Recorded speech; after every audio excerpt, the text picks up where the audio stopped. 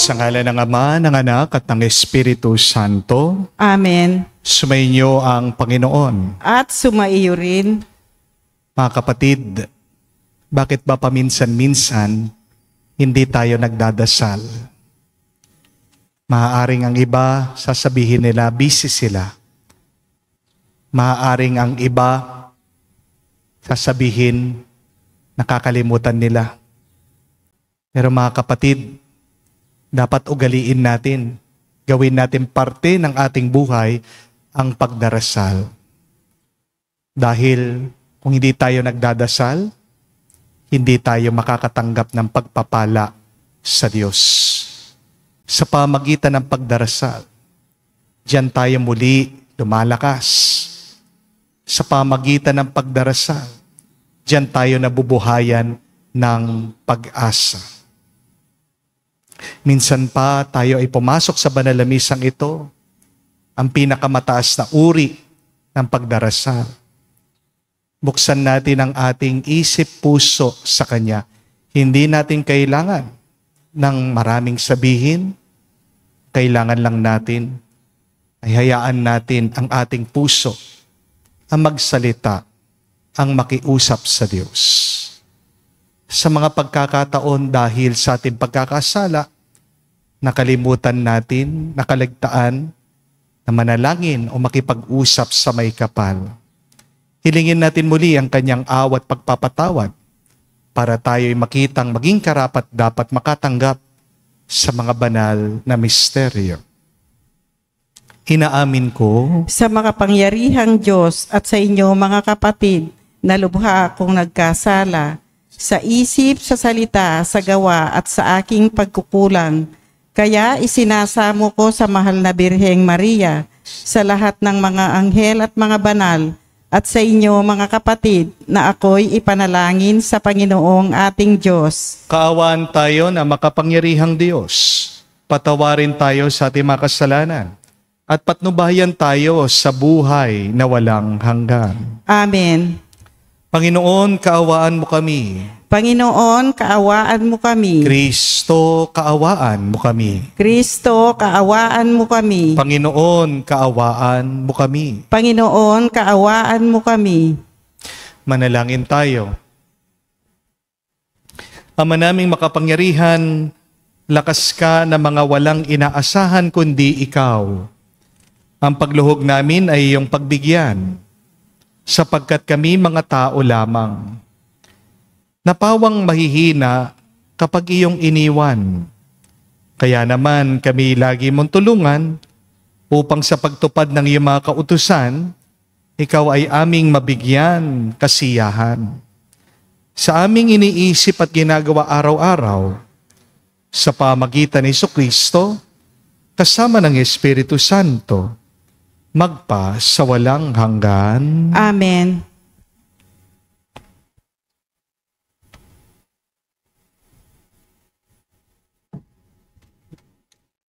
Pagbasa mula sa ikalawang sulat ni Apostol San Pablo sa mga taga-Korinto. Mga kapatid, ipagpaumanhin ninyo kung ako'y naguugaling hangal. Nakadarama ako ng makadiyos na panibugho, tulad kayo ng isang malinis na dalagang ipinakipagtipan ko sa isang lalaki, kay Kristo. Ngunit nag-aalala akong baka malaso ng inyong isipan at mailayo kayo sa tapat at dalisay na pananalig kay Kristo, tulad ni Eva na nalinlang ng ahas. Sapagkat malugod ninyong tinatanggap ang sino mang dumarating at nangangaral ng ibang Jesus kaysa ipinangaral ko. Tinatanggap ninyo ang Espiritu at aral na iba sa itinuro ko sa inyo. Palagay ko na may hindi ako huli sa magagaling na mga apostol na iyan. Maaaring hindi ako mahusay magsalita, ngunit hindi naman kapos sa kaalaman. Ipinakilala ko ito sa inyo sa lahat ng pagkakataon. Ipinangaral ko sa inyo ang mabuting balita, ngunit hindi ako humingi ng kabayaran. Ako'y nagpakaaba upang mataas kayo. Masasabi bang kasalanan ko ito? Ibang simbahan ang nagbibigay ng mga kailangan ko noong ako'y naglilingkod sa inyo. Wari bang inaagawan ko sila, matulungan lamang kayo. At nang ako'y kapusin dyan, hindi ako nakabigat kanino man sa inyo, sapagkat dinalhan ako ng tulong ng mga kapatid sa Macedonia. Mulat sa pool ay iniwasan kong makabigat sa inyo sa anumang paraan at iyan ang gagawin ko habang panahon. Sa ngalan ni Kristo na sumasa akin, hindi ko ititigil ang pagmamapuring ito kahit saan dyan sa Akaya. Bakit ko ginawa ito? Dahil ba sa di ko kayo mahal? Alam ng Diyos, mahal na mahal ko kayo. Ang salita ng Diyos. Salamat sa Diyos. Poon, ang gawa mo'y ganap, maaasahan at tapat. Poon ang gawa mo'y ganap, maaasahan at tapat. Buong puso siyang pasasalamatan, aking pupurihin sa gitna ng bayan, kasama ng mga lingkod na hinirang. Napakadakila ang gawa ng Diyos, pinananabikan ng lahat ng lingkod. Poon ang gawa mo'y ganap, maaasahan at tapat. Lahat niyang gaway dakila at wagas, bukod sa matuwid, hindi magwawakas. Hindi inaalis sa ating gunita na siya'y mabutit mahabaging lubha. Poon ang gawa mo'y ganap, maaasahan at tapat. Ang gawa ng Diyos, matuwid at tapat, at maaasahan lahat niyang batas. Ito ay lalagi at di magwawakas, pagkat ang saligay totoo'y matapat. Poon ang gawa mo'y ganap, maaasahan at tapat.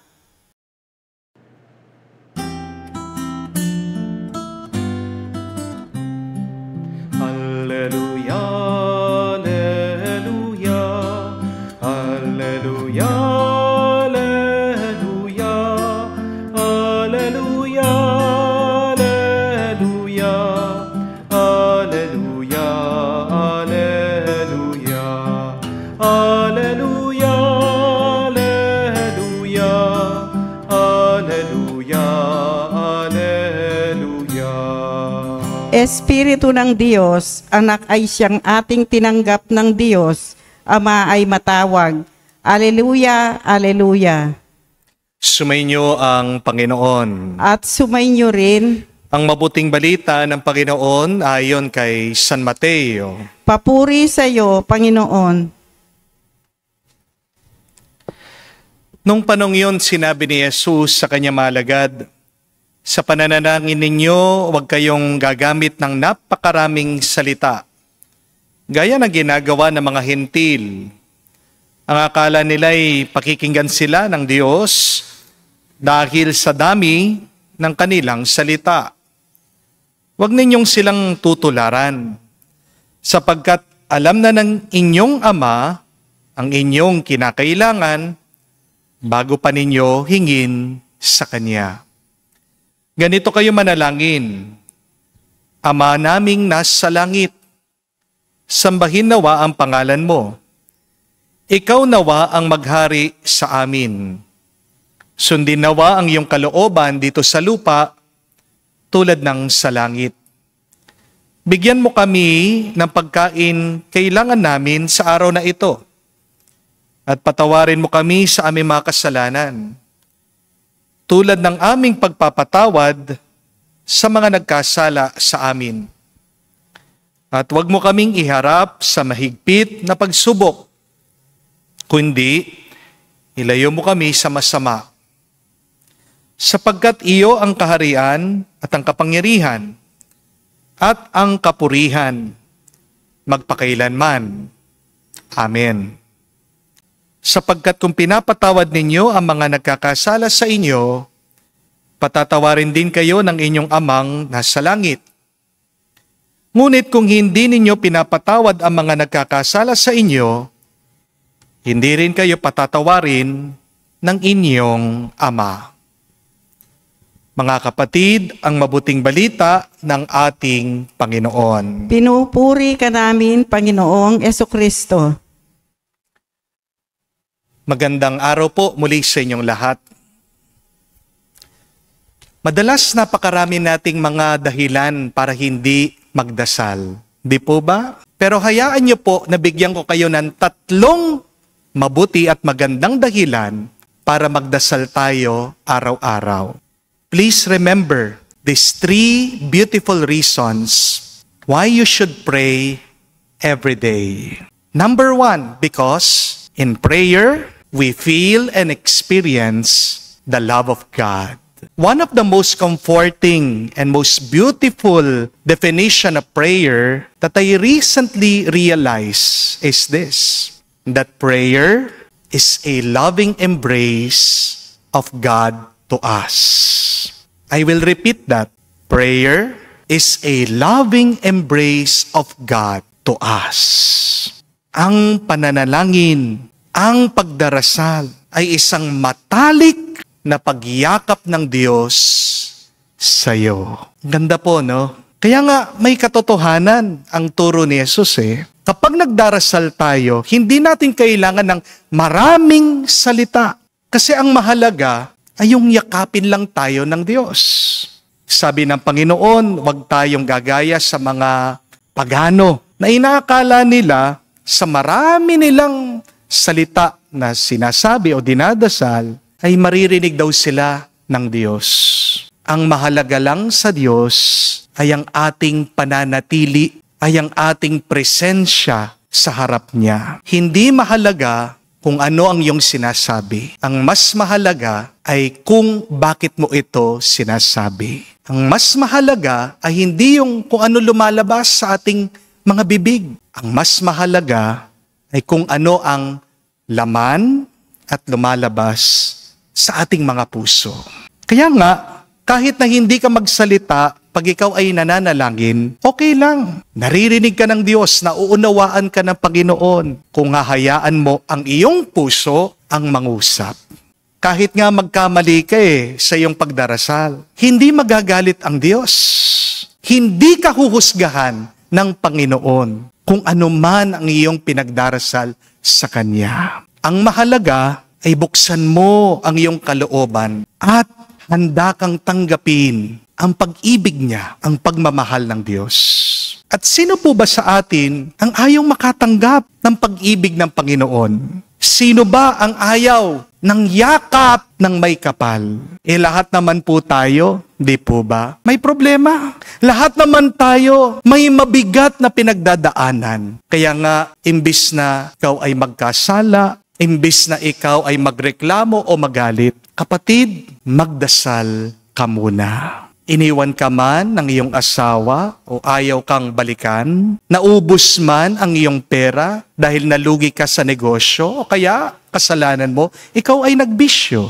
Naho-homesick ka na, gusto mo lang umuwi dito sa Pilipinas para makasama mo ang iyong pamilya. Sawa ka na, nag-i-struggle ka dyan sa iyong kasalanan, gusto mo na magbago. May sakit ka, gusto mo nang gumaling, gusto mo nang lumakas, hirap ka na sa pagpapagamot, hindi mo alam kung saan ka kukuha ng pera, pambayad ng iyong mga utang. O baka nangungulila ka, nalulungkot ka, dahil miss mo na yung yumao mong minamahal.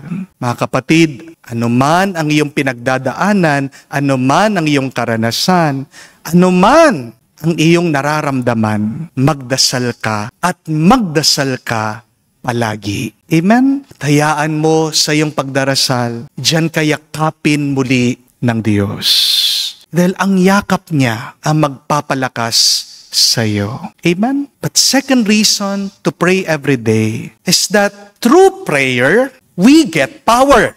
In our prayer, we are strengthened every day. Ano ang sabi ni Jesus sa kanya mga alagad, disipulo nang nandun sila sa hardin ng Gethsemane? Magdasal kayo para hindi kayo mahulog sa tukso. Sa Ebanghelyo nga ngayon, tinuturuan tayo ni Jesus doon sa dasal na Ama namin. Jesus asked us to say this, "Give us today our daily bread." Hindi po sinabi ni Jesus na ang hingin nyo, yung kakainin nyo hanggang susunod na taon. Ang sinabi niya, bigyan mo kami ng aming kakanin ngayong araw. Ngayong araw lang. Bakit hindi sinabi ni Jesus na hingin nyo na hanggang sa susunod na buwan? May mabuting dahilan ang Panginoon. Para kasi araw-araw nating kausapin ang Diyos. Para araw-araw tayo din ay palakasin ng Diyos sa pamamagitan ng ating pananalangin. Remember this, a day without prayer is a day without power. And a life without prayer is a life without power. Kung nagdadasal ka lang kapag meron kang problema, kapatid, may problema ka. Remember that. When you pray only because you are in trouble, you will be in trouble always in your life. Prayer should not be used as our emergency line, but prayer should be our lifeline. Kapag ang tao hindi na nagdadasal, isa lang ibig sabihin, may kayabangan siya. Di po ba? Kapag hindi ka nagdadasal, kapatid, ang sinasabi mo sa Diyos, hindi kita kailangan. Kasi kaya ko na. Lahat ng kailangan ko, nandito na. Pero ang tanong ko po sa inyo, talaga ba? Kaya mong mabuhay na mag-isa na wala ang Diyos? Hey, be honest. Tigilan mo ang pagkukunwari, ang pagsisinungaling mo sa iyong sarili. Kailangan mo ang Diyos araw-araw. Bakit hindi ka magdasal sa Kanya? This is why we should treat prayer as our charger. Kung nga yung mga cellphone nyo, di ba? Kailangan ng baterya para gumana. Ikaw pa kaya? Yung mga iba pa nga naka-Apple sa inyo, di ba? Very conscious. Ayaw na bumababa yung kanilang battery life. Gusto nila palaging perfect yung battery life. Kasi daw, pag naging 50%, lalong-lalo na pag nakita nila na kulay red na yung kanilang battery, hindi na daw magpa-perform ng mabuti yung kanilang mga cellphone. Ganyan din. Pagdating sa ating mga tao, pag walang lakas ang iyong espiritu, paano mo magagawa yung mga kailangan gawin mo sa iyong buhay? Habang tayo ay nagdadasal, diyan tayo nakaugnay sa Diyos. At habang tayo nakaugnay sa Diyos, diyan niya tayo palalakasin. Kaya naman, magagawa mo, hindi lang yung mga obligasyon mo, pero pati ang mga imposibleng bagay ay mapangyayari mo. Amen? Third and last, pray always so that you can be a more loving person. Napakaganda nga po nung turo, nung sabi ni Mother Teresa Saint Mother Teresa told us that the fruit of silence is prayer. The fruit of prayer is faith. And the fruit of faith is love. Kapag nagdadasal ka, tahimik, totoo, taimtim, nagiging mas mabuti at mapagmahal ang iyong pagkatao. Yes, it is true. God embraces us when we pray. But it is also true, understand this, prayer gives us the ability to embrace others even if we are far from them. Pag nagdarasal ka, nagbibigay ka din ng lakas sa iba. Pag nananalangin ka, kahit na magkalayo kayo, nayayakap mo din sila. At hindi po ba, wala nang ibang pinakamasarap na lugar sa buong mundo kung hindi yung nandun ka na nasa loob ng panalangin ng isang tao. The most wonderful place to be in the whole world is to be in someone else's prayer. Kaya nga, kung nagkukulang ka na sa pagmamahal, magdasal ka. Huwag kang titigil na magdasal hanggat hindi magbago ang iyong pagkatao kamukha ng Diyos na tunay na nagmamahal. Kaya nga po, tingnan nyo ang mga santo. Paano naging banal ang mga santo? Kasi walang tigil, hindi sila nagsawa na nanalangin at nagdasal. Kapatid, pwede ka rin naman maging santo, pwede ka maging banal, pwede ka maging kamukha ng Diyos. Umpisan mo sa walang sawa, sa iyong tapat na pananalangin habang buhay ka dito sa mundo. Umpisan mo sa iyong pananalangin. Ang tanong, bakit hindi ka nagdarasal palagi? Ano yung mga dahilan mo para hindi manalangin? Sana matandaan mo ang 3 mas mabuti at magandang dahilan para magdasal araw-araw. Tandaan mo, una, kapag nagdarasal ka, diyan ka niyayakap ng Diyos. Kapag nananalangin ka, mararamdaman mo ang pagmamahal ng Panginoon. Pero pangalawa, dahil sa pananalangin, diyan tayo pinapalakas ng Diyos. At pangatlo, dahil sa pagdarasal, nagiging ugali din natin ang pagmamahal. Nagiging kamukha natin ang Panginoon. Magdasal po tayo sa banal na misang ito. Naway sana tayo ay pagpalain niya sa ating pananalangin, pagdarasal. Hindi lang ngayon, kundi magpakailanman. Amen.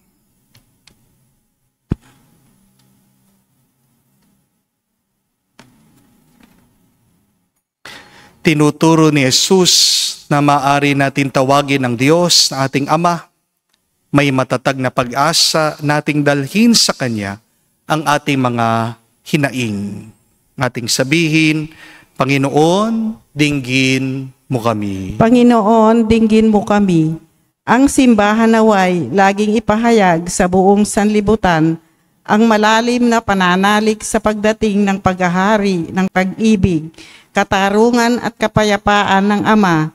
Manalangin tayo sa Panginoon. Panginoon, dinggin mo kami. Sa gitna ng mga kahirapan sa buhay, naway huwag nating isuko ang pagdarasal at huwag tayong magpadaig sa mga tukso.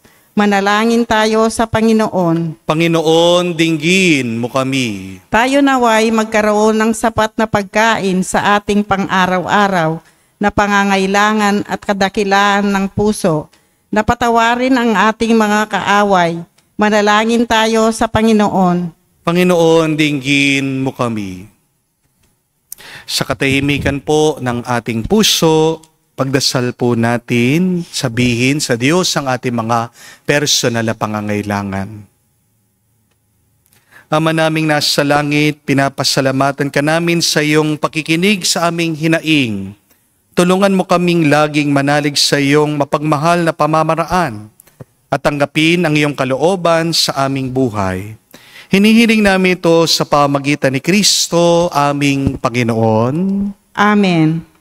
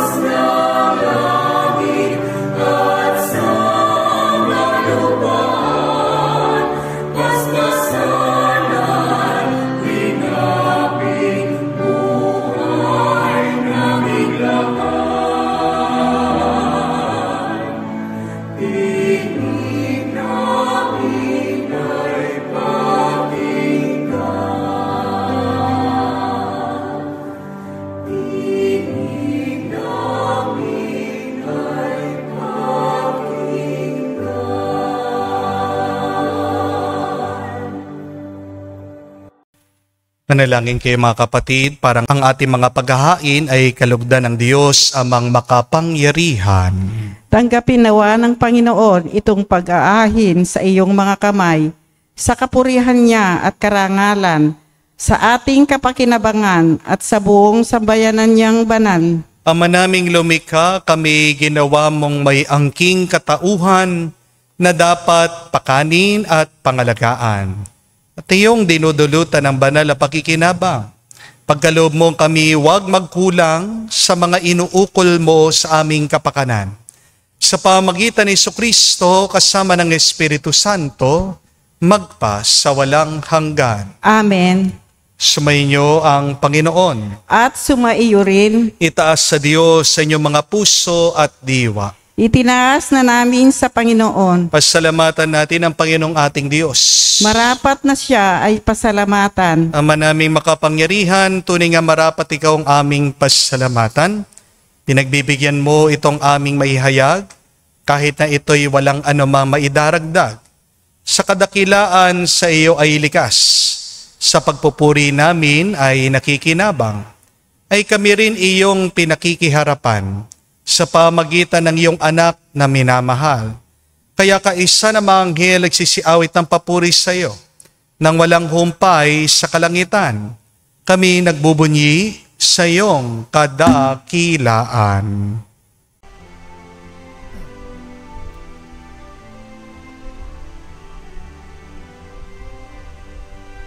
Santo, Santo, Santo, Panginoong Diyos ng mga hukbo, napupuno ang langit at lupa ng kadakilaan mo. Hosana, Hosana, sa kaitaasan, pinagpala ang naparirito sa ngalan ng Panginoon. Hosana, Hosana, sa kaitaasan. Hosana, Hosana, sa kaitaasan.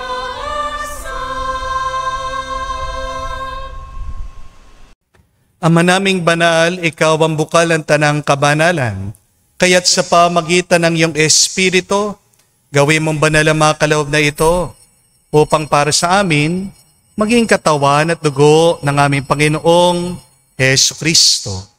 Bago niya pinagtiis ang kusang loob na maging handog, hinawakan niyang tinapay, pinasalamatan kanya, pinaghati-hati niya iyon, inabot sa kanya malagad at sinabi, tanggapin ninyong lahat ito at kanin, itong aking katawan, na ihahandog para sa inyo.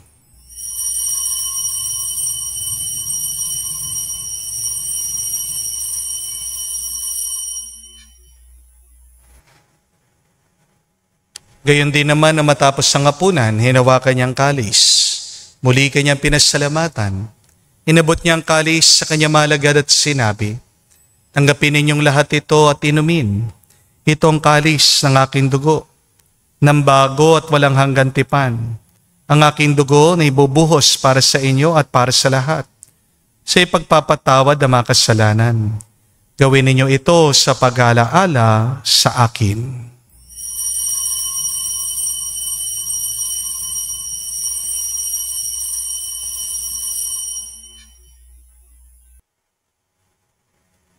Ang misteryo ng pananampalataya. Aming ipinahayag na namatay ang iyong anak, nabuhay bilang Mesiyas at magbabalik sa wakas para mahayag sa lahat. Ama, ginagawa namin ngayon ang pag-alaala sa pagkamatay, muling pagkabuhay ng iyong anak. Kaya tinialay namin sa iyong tinapay nagbibigay buhay at ang kalis na nagkakaloob ng kaligtasan. Kami nagpapasalamat dahil kami iyong minarapat na tumayo sa harap mo para maglingkod sa iyo. Sinasamo namin kami magsalo-salo sa katawan at tugo ni Kristo ay mabuklod sa pagkakaisa sa pamagitan ng Espiritu Santo. Amalingapin mong iyong simbahan, laganap sa buong daigdig, puspusin mo kami sa pag-ibig. Kaisa ni Leon, ang aming Santo Papa, si Florentino, aming Arsobispo at ng Tanang Kaparian. Alalahanin mo rin ang aming mga kapatid, na nahimlay may pag-asang sila'y muling mabubuhay, gayon din naman lahat ng mga pumanaw. Kawan mo't sila't patuloyin sa iyong kaliwanagan. Kawan mo't pagindapating kaming lahat na makasalo sa iyong buhay na walang wakas. Kaisa na mahal na Birhen Maria, Ina ng Diyos, kaisa ni San Jose ang kanyang malwalhating esposo, kaisa ng mga apostol, lahat ng mga banal, na namuhay dito sa daigdig na kalugod-lugod sa iyo. May pagdiwang nawa namin ang pagpupuri sa ikararangal mo sa pamagitan ng iyong anak aming Panginoong Hesukristo.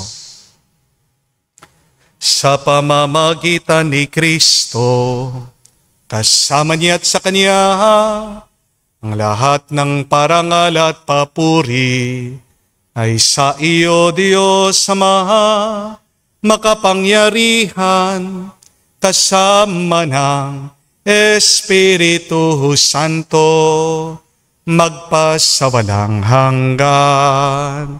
Amen, amen, amen. Sa nakakagaling na utos sa turo ni Jesus sa Panginoon natin na Diyos, ipahayag natin ng lakas, loob.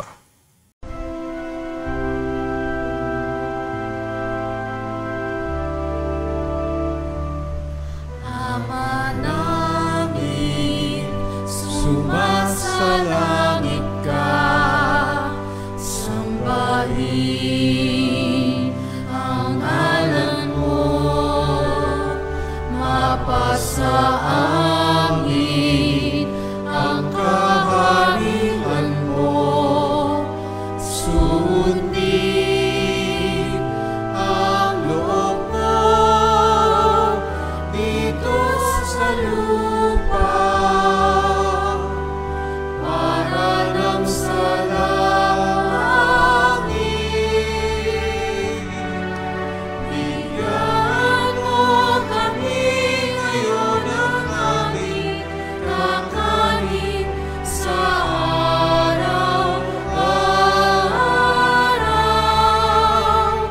at patawarin mo kami sa aming mga sala, para ng pagpapatawad namin sa nagkakasala sa amin.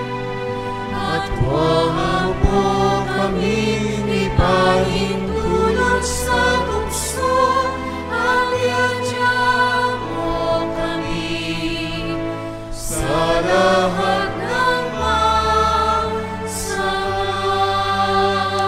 Hinihiling namin kami, Adyas, sa lahat ng masama, pagkalooban mo kami ng kapayapaan araw-araw, ligtas sa kasalanan, ilayo sa lahat ng kapamakan, samantalang aming pinanambikan ang dakilang araw ng pagpapahayag ng tagapagligtas naming si Hesukristo. Sapagkat iyo ang kaharian at ang kapangyarihan at ang kapurihan magpakailanman. Amen. Panginoong Hesukristo, sinabi mo sa mga apostol, kapayapaan ang iniiwan ko sa inyo, ang aking kapayapaan binibigay ko sa inyo. Tungayan mo ang aming pananampalataya, huwag ang aming pagkakasala. Pagkalooban mo kami ng kapayapaan at pagkakaisa ayon sa iyong kalooban, kasama ng Espiritu Santo, magpa sa walang hanggan. Amen. Kapayapaan ng Panginoon ay laging sumainyo. At sumaiyo rin. Magbigayan po tayo ng kapayapaan sa bawat isa. Peace with you po. Kapayapaan po sa inyong lahat.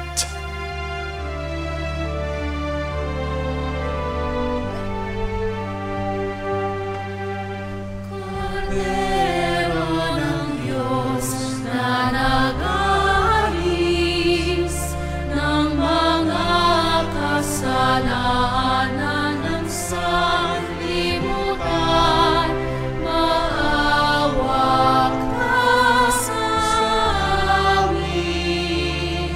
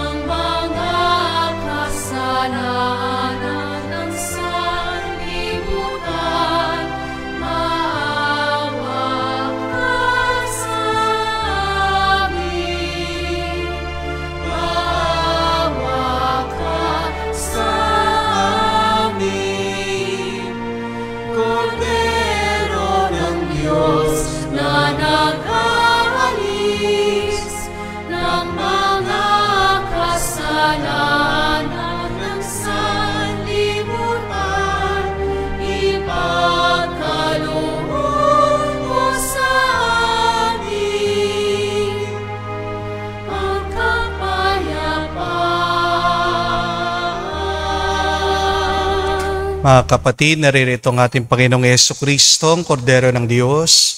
Siya nag-aalis sa mga kasalanan ng sanlibutan.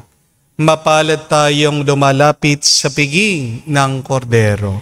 Panginoon, hindi ako karapat-dapat na magpatuloy sa iyo, ngunit sa isang salita mo lamang ay gagaling na ako.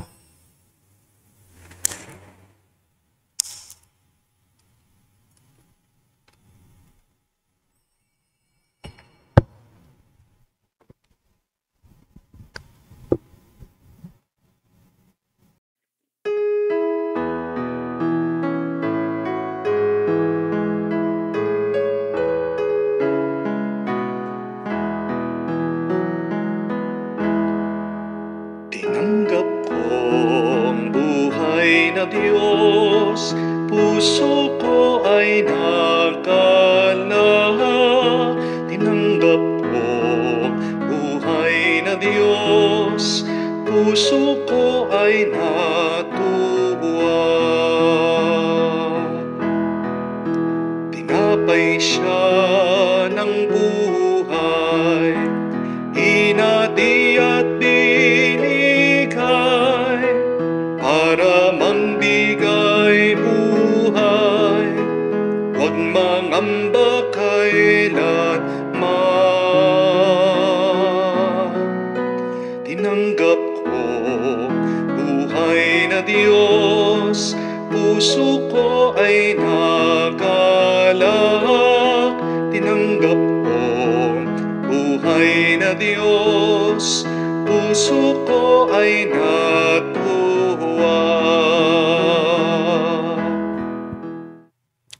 Manalangin tayo. Ama namin mapagmahal, ang pinagsasaluhan naming banal na pakikinabang na nagpahiwatig ng iyong pakiisa. Sa tanang naririto, nakikipagdiwang ay magdulot nawa ng pakiisa sa iyong sambayanan.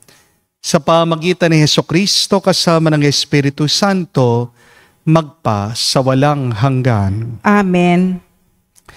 Bakit ba tayo kailangan magdasal araw-araw?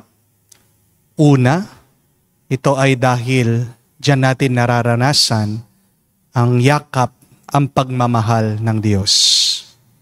Pangalawa, pag ikaw ay nagdarasal, ikaw ay lumalakas. A day of prayer is a life full of power. At pangatlo, ang bunga ng pagdarasal ay pagmamahal. Nagiging mas mapagmahal ka sa iyong pag-uugali kapag naging ugali mo ang pananalangin at pagdarasal araw-araw. Bonus po, may pang-apat pang dahilan. Kapag nagdarasal ka, meron kang nababagong tao. Alalahanin niyo, mga maraming santo na hindi tumigil nagdasal at dahil sa kanilang pananalangin, narinig sila ng Diyos at ang Diyos ang pumukaw sa damdamin ng iba.